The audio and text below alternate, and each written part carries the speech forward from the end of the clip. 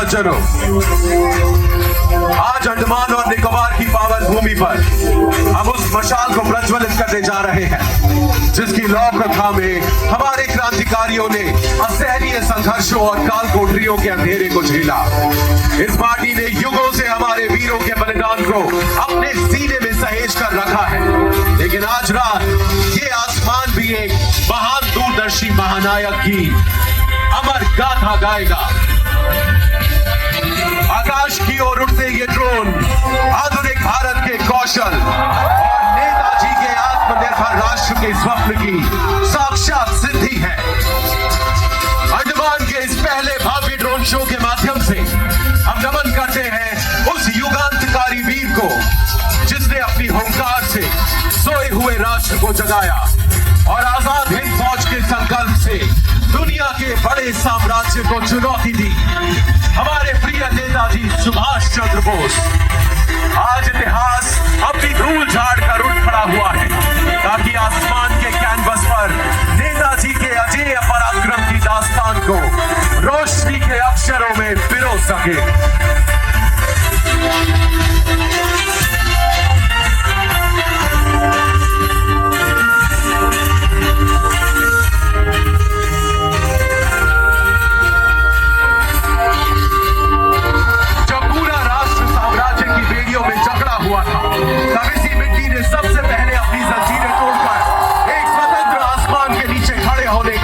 किया 30 दिसंबर 1943 को नेताजी सुभाष चंद्र बोस ने पोर्ट ब्लेयर की इसी हवा में पहली बार तिरंगा लहराया और इन द्वीपों को शहीद और स्वराज का नाम देकर इन्हें आजाद हिंद के पहले मुक्त प्रांत घोषित किया।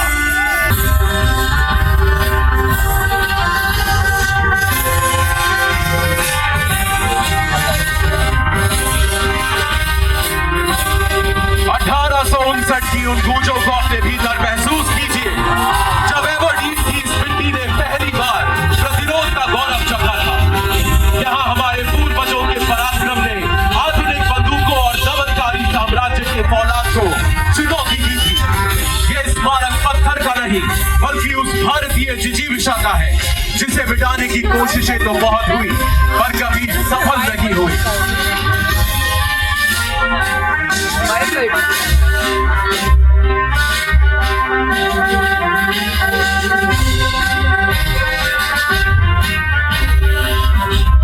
कलम की एक लकीर भी क्रांति की ज्वाला भड़का सकती है।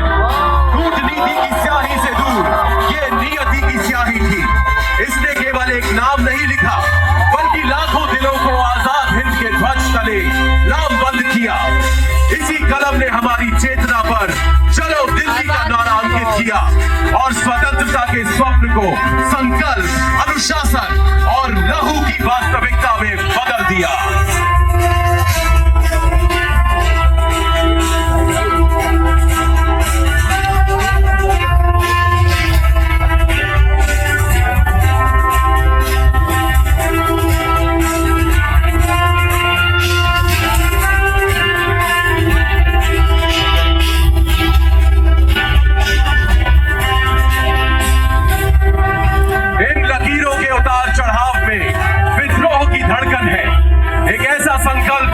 से लिखा गया और मातृभूमि के लिए निभाया गया।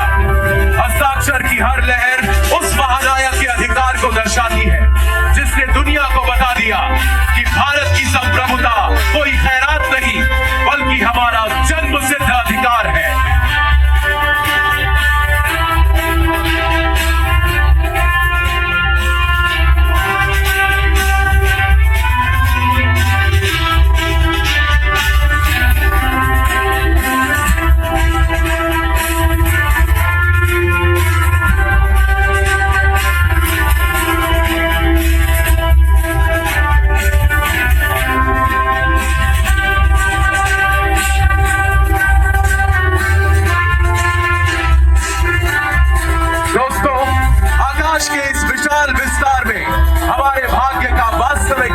उभर रहा है एक अखंड भारत की पवित्र ज्यामिति।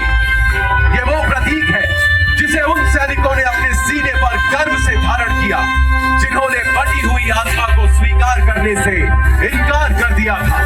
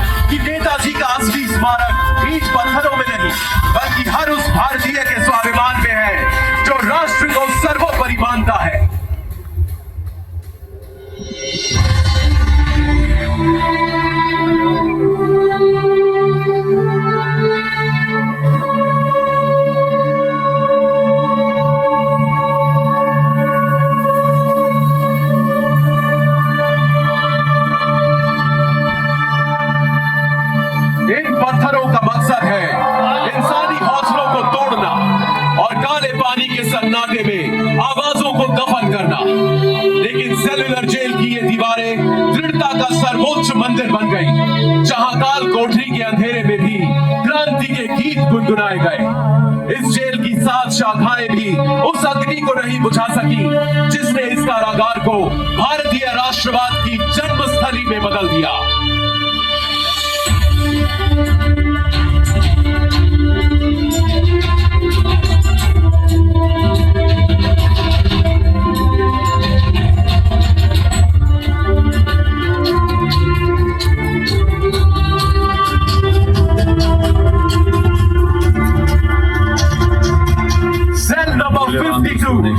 आज उस अजय चेतना का प्रतीक है, जहां 1857 के प्रथम स्वाधीनता संग्राम को अपना सबसे ओजस्वी इतिहासकार मिला।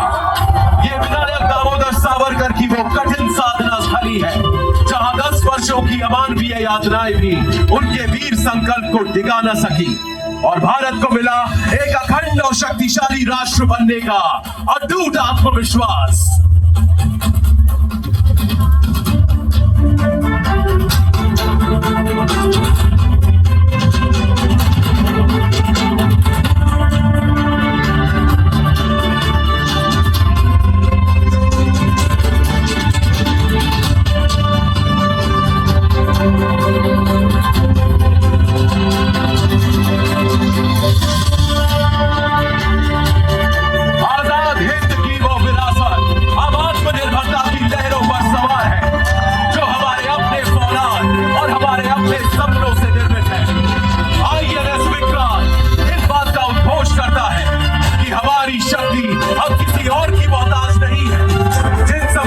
नेताजी ने कभी आजादी की तलाश में पार किया था, आज उनकी सुरक्षा हमारे अपने स्वदेशी पंथ कर रहे हैं।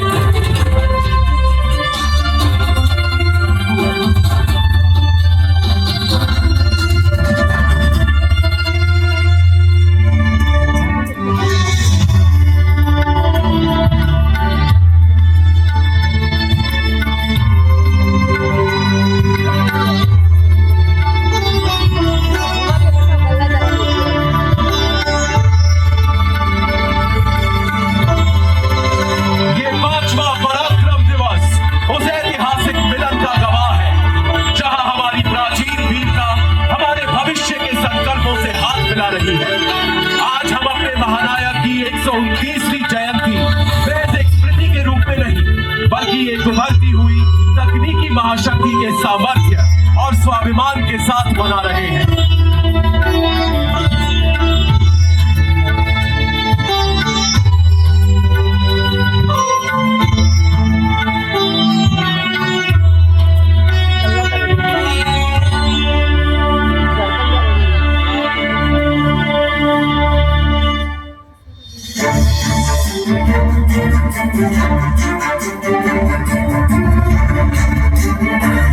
हम नमन करते हैं भारतीय सेना के उन वीर जवानों को जो हमारी शांति के अडिग प्रहरी हैं।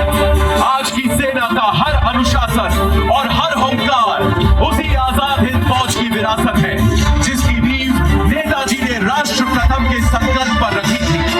ये हमारा प्रण है कि जिस तिरंगे की आन के लिए हमारे पूर्वजों ने बलिदान दिया, उसकी शान हम कभी झुकने नहीं देंगे।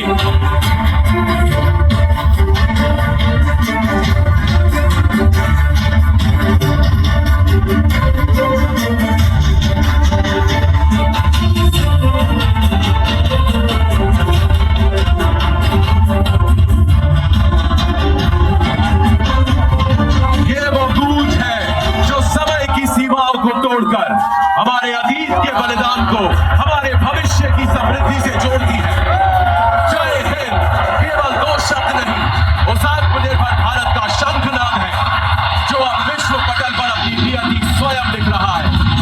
आइए हम साथ मिलकर इस अनंत आकाश को इस जय घोष से भर दें। जय हिंद, जय हिंद, जय हिंद।